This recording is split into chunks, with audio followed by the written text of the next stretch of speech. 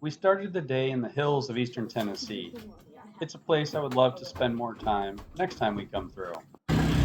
My friend had kindly arranged for a hangar for the aircraft overnight, so we were ready for departure to New Orleans. Welcome aboard to the Cessna 421 Golden Eagle. Jacksboro traffic, Golden Eagle departure runway 23, Jacksboro.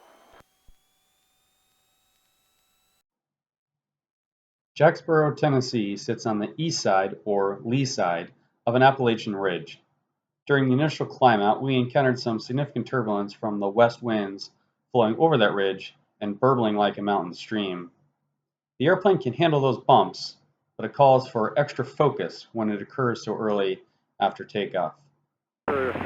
66 Charlie Lima, have a safe flight. Will do, thanks Bill.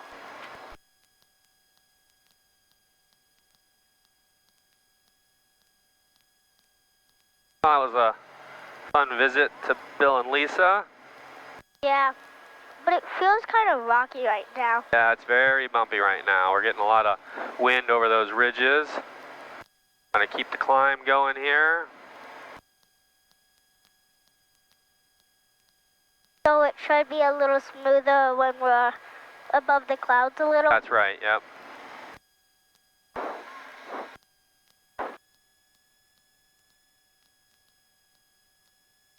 Yeah, it was a very nice visit with them, and they were super helpful getting the airplane out. The airport manager has been the airport manager there for like 60 years. Dang. Yeah, he's been there a long time.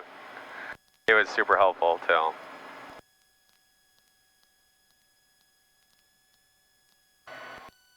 Alright, so Miss Mary asked what the mode selector is. So this is for the autopilot right here. So the FD stands for flight director, and that's what these two yellow needles are right there. They indicate which direction to fly. So you basically put this little circle, this pipper. You kind of move the pipper to where you move the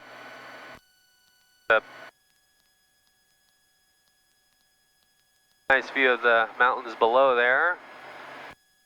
Yeah. There are some pretty high ridges, actually just to the southwest here. Go to 3,500, 3,300. Uh-huh. Yep.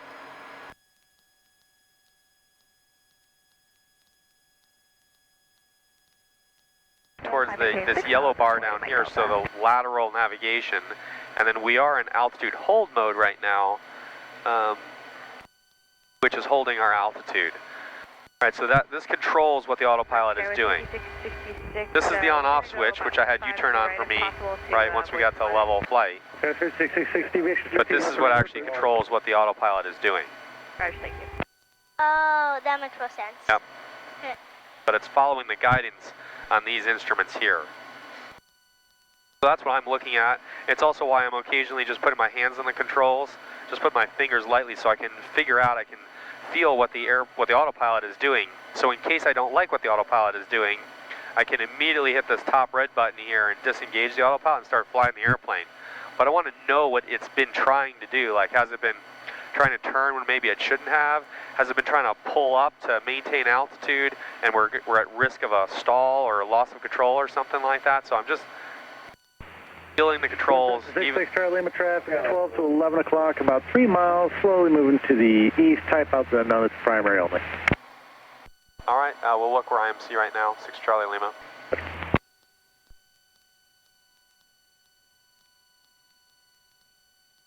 So he said there was primary only traffic there, so we won't be able to see that very well. We don't see him in our traffic system either. Hopefully he's well below the clouds and What's a stall? no factor. What's a stall again? A star? A stall. S-T-O-A-L-L. A stall, ah yes, okay, good. Well, that's another good question, Miss Mary. So a stall is when the airplane, the wings of the airplane aerodynamically lose their effectiveness. The air as it comes over the top of the wing is no longer attached to the wing and creating a downdraft, which is what actually creates the lift. the air comes over top of the wing and it gets turbulent and burbles and really doesn't stay attached to the wing. And so you lose lift. You lose a lot of lift very, very quickly. And so the nose of the airplane will pitch down, and that would be difficult to manage in instrument conditions. Approach, so, flight choice 58, we're going to be we don't want to holding it. We don't want to stall the airplane. 23, we'll be back up if you want to get up. For in normal flight ever, we will stall it in training purposes, but not when we're flying passengers on board and stuff like that. So. Okay. All right. So now we've kind of gotten back on route here. So I'm gonna hit nav mode, which you'll see will turn the airplane a little bit to the left. Try to intercept that. That's okay. And then it'll come back to the right.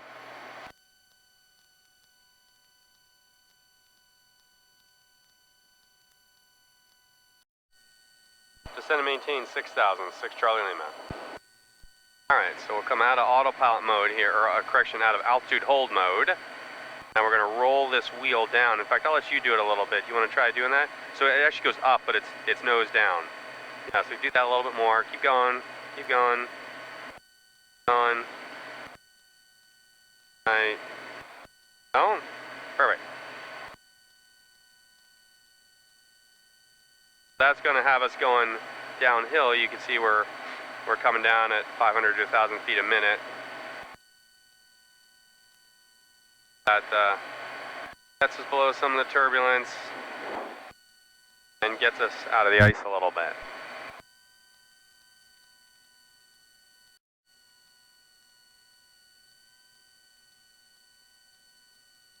All right, Mary, so you were asking about the mode selector. So there's actually an additional button here, the altitude alerter, but it functions as a altitude pre-select. So I've dialed in 6,000 feet into the pre-selector, and so as we come down, we're at 6150 right now, as we come down to 6,000, it will automatically engage altitude hold mode there. Just have to keep coming down a little bit more. Jet 354, turn 10 degrees right. Sector 2 final, descend in pilot's discretion. Maintain 4,000. So now it's captured the altitude of 6,000 feet, and it's going to hold that altitude for us. So that's really nice. That way you don't blow through the altitude accidentally. So now we'll just watch the airplane bleed off some of that speed. Make sure everything establishes itself nicely here. All 6,000 got rid of the ice. So we're about plus 2C.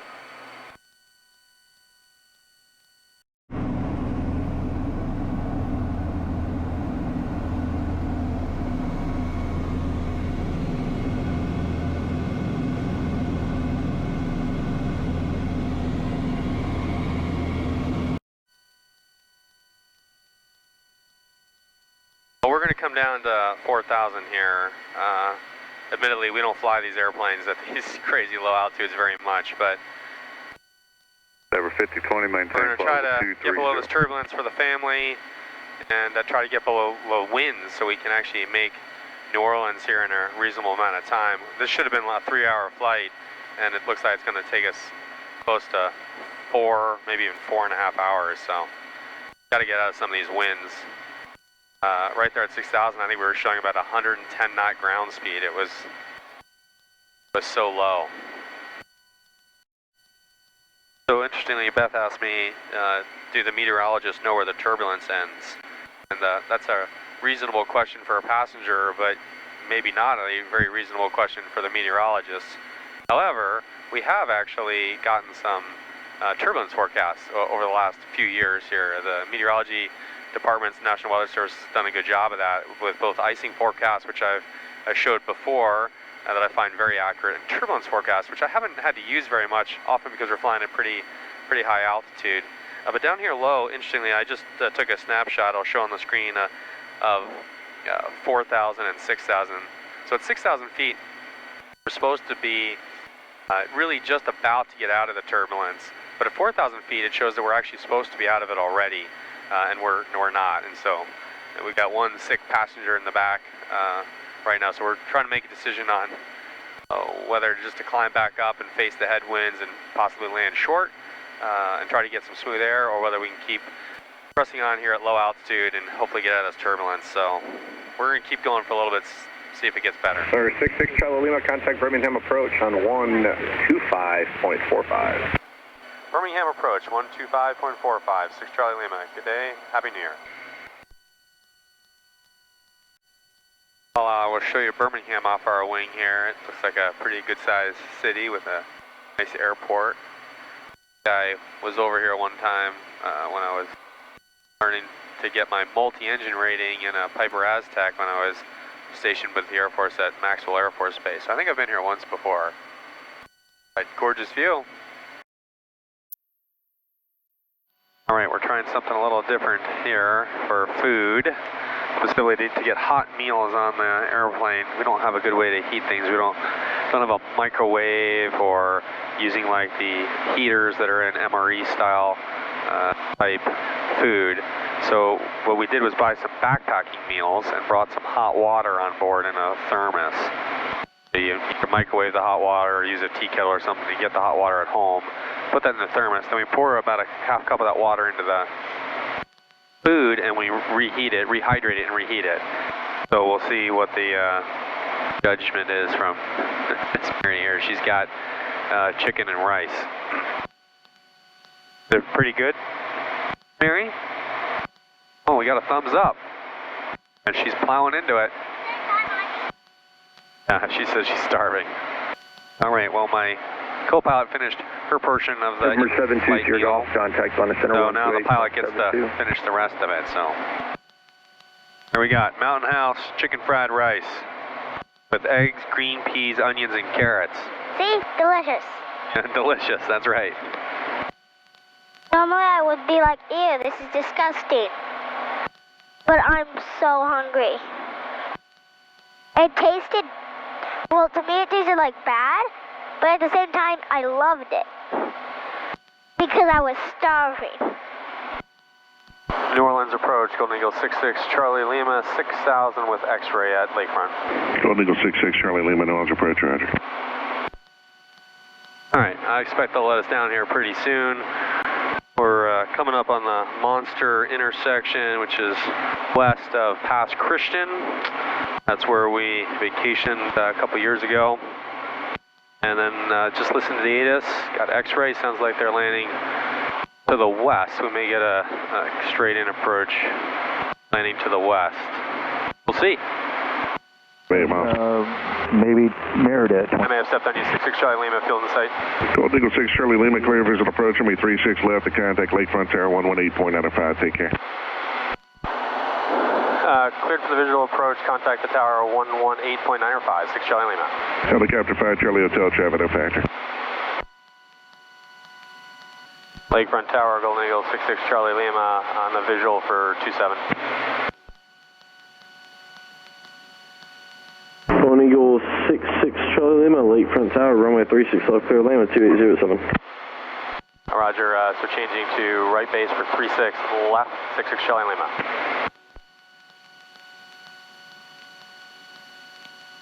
Number 6 Charlie Lima, runway 36 left, clear land. Runway 36 left, clear to land, 6 Charlie Lima, thank you. Everything's looking good. They've cleared us to land for 36 left, the left side. Right side's pretty short, but the left side's plenty big for us.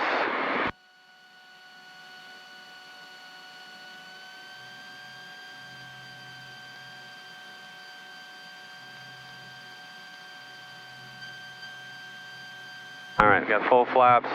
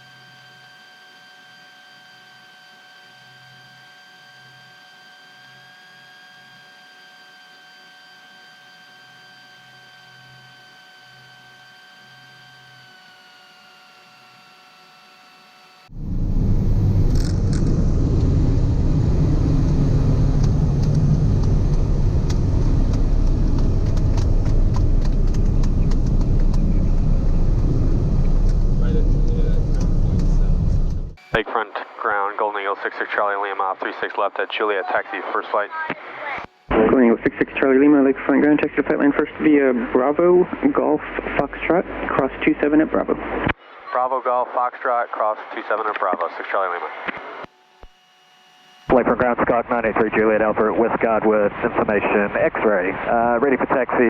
Skyark 983 Juliet Alpha, Lakefront ground, runway All right, 36 right, taxi via Orleans Foxtrot, Lakefront. The weather cleared for us, which is beautiful. It had a little low scud layer for the beginning part of the day, but it's all burned off.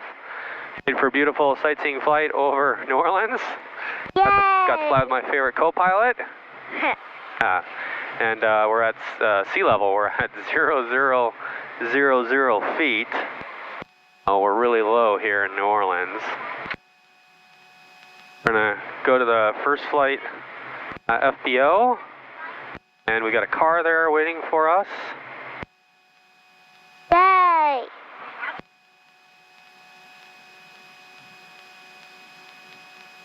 And we're gonna see the Art Deco terminal, which is beautiful here. We'll take some pictures of that. After Hurricane Katrina came through, they removed some paneling due to some flood damage, and what they found behind it was just some gorgeous murals and just Art Deco styling.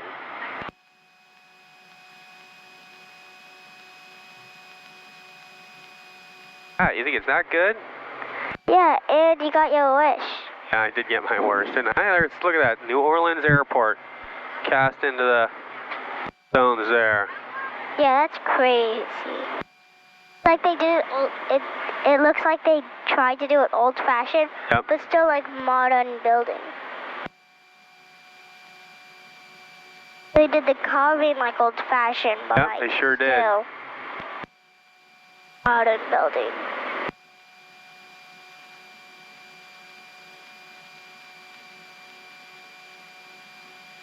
As we finish watching the taxi into the Chalks, let's talk about the destination. In addition to the beautiful lakefront terminal, we toured the World War II Museum, which was fantastic not only for its historic airplanes, but for the Army and Navy exhibits about that war too. I would highly recommend that museum for every visit to the city. My children learned so much about a war their great-grandfather was drafted for 80 years ago. One of the reasons I produce these videos is to show you the glamorous destinations that general aviation takes us. We had dinner on Jackson Square and finished the outing with beignets, essentially French Quarter donuts, which my son absolutely loved. We got to our AirBnB, which was a late 19th century brick building with a bedroom and a loft. It was totally cute and the kids loved it. I will put a link to that location in the comments, only a couple blocks from all the action. Staying downtown meant we could walk the city with our kids and spend our time sightseeing, not driving. It was New Year's Eve, so my blushing bride and I decided to check out the nightlife and cocktails of Bourbon Street. What a joyous way to ring in the new year.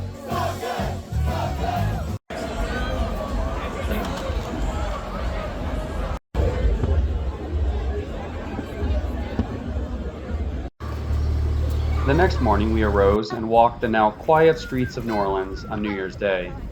We watched a paddle boat on the Mississippi River and then enjoyed a delightful breakfast at Meridian's Brasserie with live band. A day after that, we were lucky enough to get tickets to the Notre Dame, Georgia football game in Sugar Bowl in the New Orleans Superdome.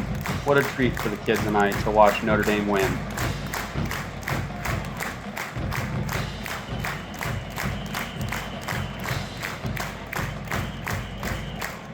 America's first university band. Who's gonna show you samurai sword?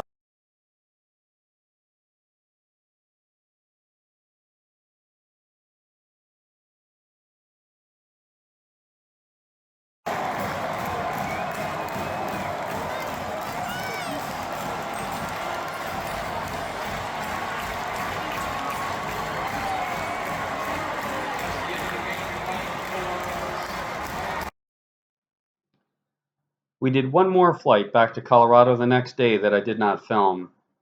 This video completes the last in a 3-part series of a 3,310 nautical mile trip around the United States. I sincerely thank you for watching and hope that aviation is as good to you as it has been to my family.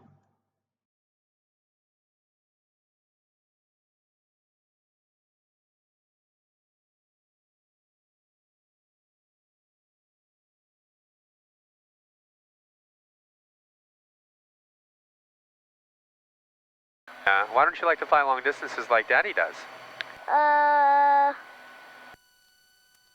Because it's just like easier to just have fun instead of like having to fly for road trips. Yeah. But I would still like fly. Sure, you'd fly with me. Yeah. Yeah. And like later I would get an actual like plane, like a Mooney or something. Okay, yeah, Mooney, that's always a good choice. To like fly. Good single engine airplane for a young girl. Like I do it when I actually have like a bigger family. Oh, a bigger family, okay.